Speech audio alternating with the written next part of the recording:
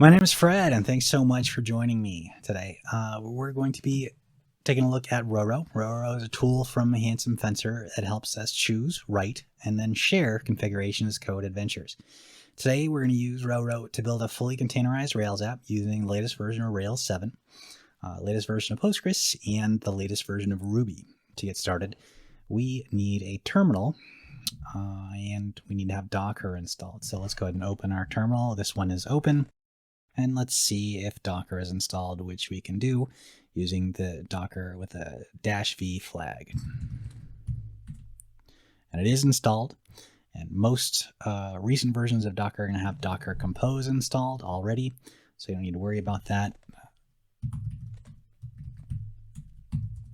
But if you wanted to check, just use that, Docker Compose with the -v flag. And I think we're good to go.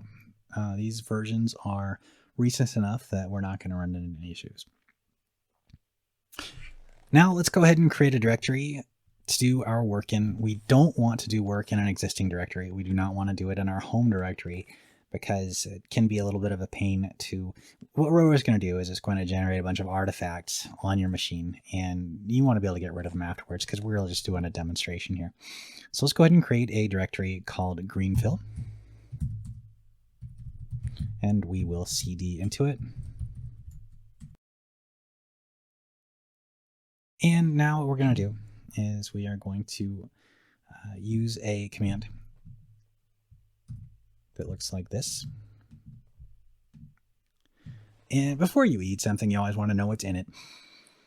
So Docker, we're telling Docker to run this command, RoRo roll on, inside the image interactively. -it is interactive. We're going to have a user, and what it's doing here, these two different volume directives. The first one is mapping the current directory, which in this case is greenfield, to the artifact that gets generated inside of the container. And then what it's going to do is it's going to set up a second volume mapping docker.sock on your host machine to the one inside of the container. Now that we know what the command does, let's go ahead and run it. And it will take a while, so pour yourself a glass of wine.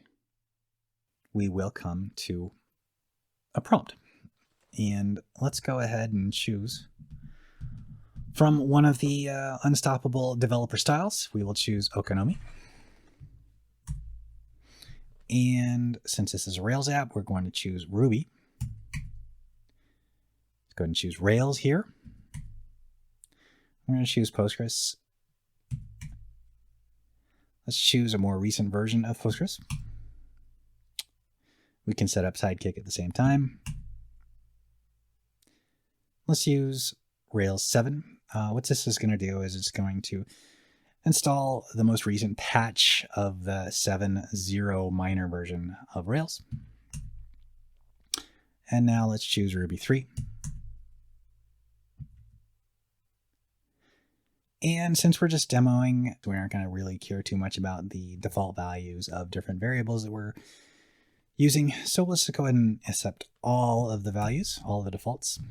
And let's take a quick look at this one line here. This will take a while, so maybe have a sip on that glass of wine. What it's doing is it's using a build kit. And what this is actually doing is inside the container, it is generating that Rails app the way that the core Rails team wants it to be generated. The important thing to understand is that it's not doing what we were talking about earlier. It's not downloading just a collection of Docker files, so on and so forth, that you don't really understand. There's all kind of a standard way of doing everything. What RoRo is doing is right now, it's building that app, the fresh, creamy new Rails app inside a container for you using the latest stable patches of the Rails and Ruby versions we selected earlier. It's going to generate exactly the way the Rails core team thinks it should be, the way you expect it, the way you want it, the way you deserve it. This is your birthright as a developer.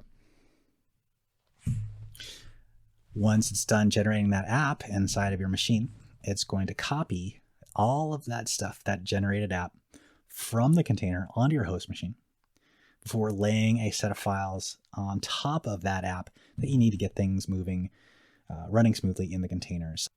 And we are done. We have generated our app. It is fully Dockerized. So if you're using Linux, you're going to have to change ownership of the files. So let's go ahead and do that now.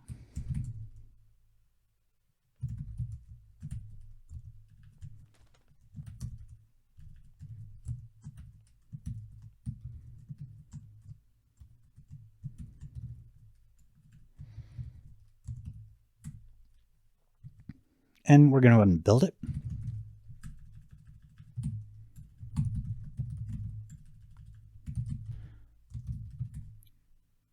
This will take a little while. And then once we've done building it, we are going to go Docker Compose up to turn the app on. Great. Now, as you can see, we have our generated Rails app all working the way that we want it in our browser the way we expect. Thanks for your time.